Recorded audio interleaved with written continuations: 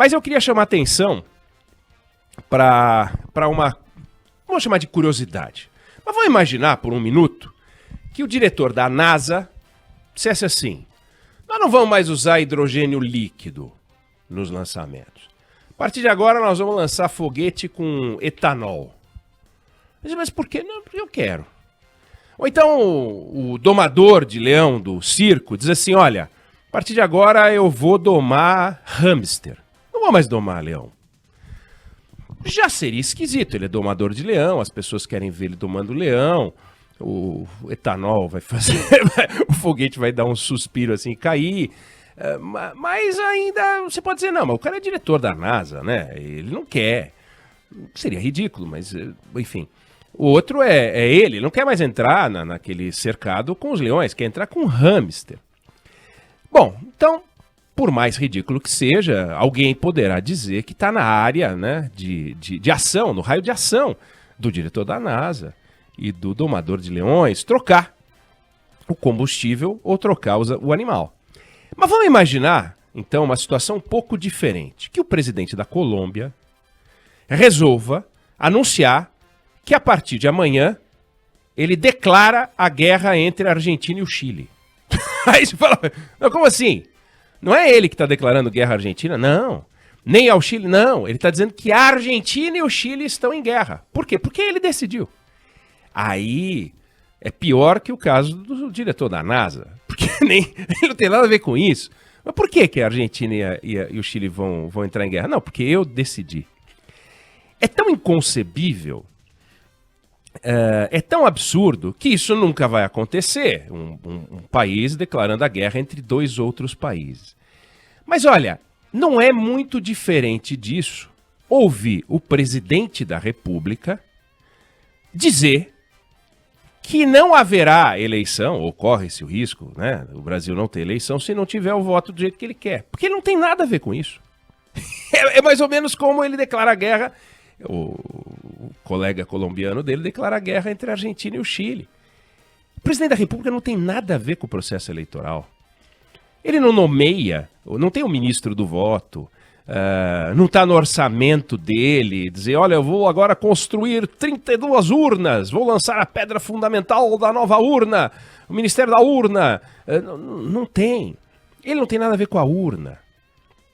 Ele se submete, se quiser, da mesma forma que os outros candidatos, em igualdade de condições, ao crivo da sociedade.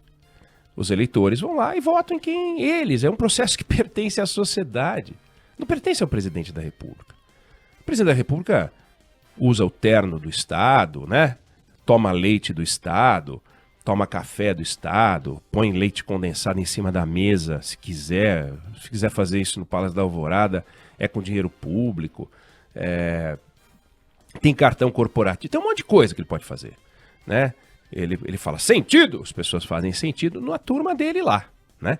Se alguém entrar no gabinete dele e quiser colocar para fora, pode colocar, apesar do gabinete não pertencer a ele, mas o presidente de uma empresa também pode botar alguém para fora, o diretor, o dono de uma sala qualquer, né? O chefe do almoxerifado pode dizer, eu não quero mais você aqui. Tá bom, o cara sai, a sala pertence a ele que mora na Alvorada, ele que despacha no Planalto, ele recebe quem ele quiser. Mas o processo eleitoral pertence tanto a ele quanto as decisões da Argentina e do Chile ao presidente da Colômbia. Ele não tem nada a ver com o processo eleitoral, a não ser que ele resolva ser candidato. Aí ele é servo do processo eleitoral. Ele não é condutor do processo eleitoral. Ninguém é condutor do processo eleitoral. Você pode ter o zelador do processo eleitoral, que é o presidente do Tribunal Superior Eleitoral. Você pode ter o guardião do processo eleitoral, que são as instituições brasileiras. Mas o presidente da República não tem nada a ver com isso, nada. Então, quando ele fala que não vai ter eleição, é o mesmo que ele falar que vai ter eleição. Com uma diferença. Quando o presidente da República fala algo contra um princípio, um preceito democrático, ele está se insurgindo contra a sociedade, que adotou essa modalidade de eleição, presidencialismo, tudo está previsto na Constituição. A forma como é feita a eleição, está tudo previsto. É assim que é para ser. Se um dia resolverem mudar, vão mudar, não tem problema nenhum. Ele pode batalhar para ter o voto impresso? Pode, direito dele batalhar, direito do ouvinte batalhar, direito da ouvinte batalhar, Débora, Pablo, eu, qualquer um pode falar, eu sou a favor do voto assim ou assado. Eu quero voto com sinal de fumaça. Lembrando que nos Estados Unidos tem voto pelo correio também, a gente pode ser a favor do voto pelo correio. O Luiz Roberto Barroso, presidente do TSE, brincou dizendo que se tivesse voto pelo correio aqui, corria o risco de alguém dar um pau no carteiro para fazer a urna encher a sacola dele de voto. Mas o que acaba acontecendo quando o presidente fala isso, fora o fato de que ele avança sobre uma área que não lhe diz respeito, tanto quanto o presidente da Colômbia acerca da guerra da Argentina com o Chile, é que ele mudou de fase no joguinho da política, ele mudou de fase. Teve uma fase que quando o presidente falava, todo mundo ficava com medo. Não medo como quem tem medo de assombração, como tem medo do escuro, né? Medo do velho do saco, não é isso não. Medo, receio de que aquilo que ele dizia, de repente, ele podia colocar em prática. Por exemplo, imagina, ele chegou a ameaçar o Brasil com a indicação do filho dele, deputado federal, para a embaixada do Brasil nos Estados Unidos. Isso é uma ameaça que não se materializou. Mas ele pensou, então ali deu medinho. Falei, puxa vida, nós vamos ser representados por ele, né? Que entre outras características é filho do presidente. Então, que profissionalismo é esse, né? Como é que você contrata alguém que você não pode mandar embora? Aquilo era uma ameaça real, né? Ele considerou a possibilidade de trocar a embaixada brasileira de Tel Aviv para Jerusalém, irritando os países árabes. Aquilo, talvez se ele insiste naquilo, né? Aí ele não insistiu. Mas naquele momento você fala, ih, caramba. Quando ele vinha questionando a privatização, depois falava que ia fazer, depois falava que não ia fazer. Então, ele teve a fase dele de ameaças, depois passou para a fase de bravatas. E todas elas, de alguma maneira, balançavam o mercado, incomodavam, preocupavam, etc. E a consequência sempre ia para a economia, para o emprego, para outras áreas. Aí ele entrou numa fase muito perigosa, quando ele começou a se manifestar a respeito da ciência, quando ele começou a falar sobre a doença, sobre a Covid. E aí ele continua na toada contra o afastamento social, o distanciamento social, se insurgindo contra a máscara, defendendo e patrocinando a aglomeração, não tomando vacina, insistindo em questionar aqui e ali a vacina. É um comportamento 100% condenável. Não tem uma declaração dele defensável nesse campo. Fica ali o ministro da Saúde naquele somebody love tentando... ele falou, vamos fazer um estudo para tirar as máscaras. Aí o ministro, com sabedoria, né? Porque afinal quer ficar no cargo, tá adorando, não quer fazer que nem o Nelson Teich que disse, peraí, vai ficar com esse ambiente de loucura, eu vou embora. Respeito. Mas respeito também a decisão do ministro. Fala, eu prefiro eu ficar aqui, eu comando essa fera aqui, do que vir outro, né? E de repente vem um Pazuello, né? Nós estamos fritos. Então ele falou, não, vamos ver o estudo. Mas não vai ter estudo nenhum, não vai tirar máscara, coisa nenhuma e tal. Então ele saiu da fase da bravata, né? A fase das ameaças, depois foi para a bravata, entrou nesse campo da Covid que está lhe custando uma CPI na orelha. Está lhe custando caro. E a fase atual... é uma fase em que ele está pagando o preço das suas declarações. Até então, eram os outros que pagavam o preço. Era a sociedade, era a economia, era a política, eram os políticos, eram as instituições. Agora é ele. Basta ver as pesquisas. Então, aumentou o número de pessoas que acham que tem corrupção no governo. É brutal o número. Aumentou o número de pessoas que acham que impeachment é um caminho. Aumentou o número de pessoas que desaprovam o governo dele. O grau de desaprovação é elevadíssimo. o presidente está se colocando numa posição em que ele vai ficando cada vez menor, cada vez menor, cada vez menor.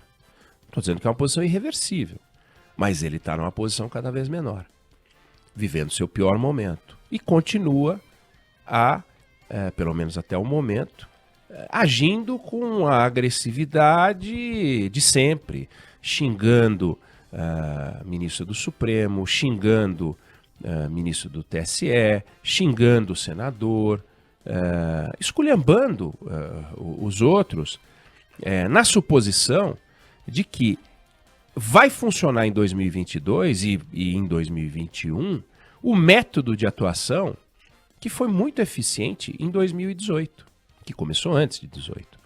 E funcionou bem, ele era um enigma.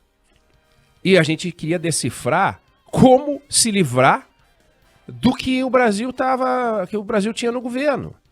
O Brasil tinha no governo o PT.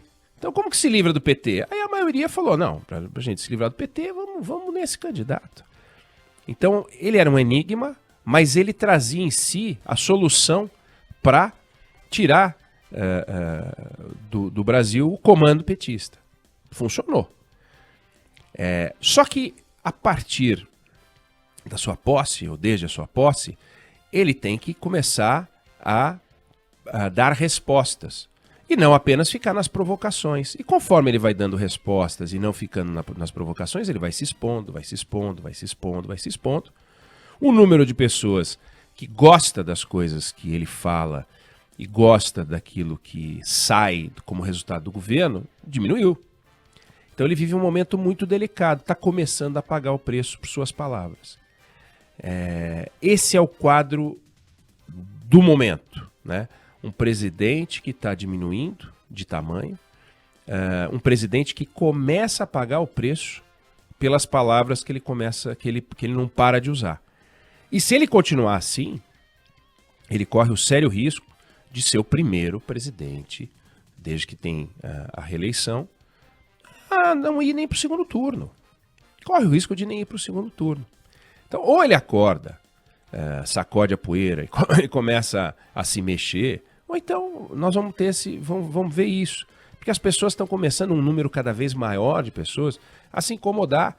Não porque querem o Lula, não. Ao contrário, tem muita gente que votou nele e que não quer o Lula de novo. Só que também não quer que o presidente brasileiro se comporte como esse presidente. Se esse não muda, vamos para um outro. Vamos para um outro. Qual? Não sei, vamos ver o que acontece, vamos ver o que aparece. Assim não quero. E esse assim não quero está aumentando.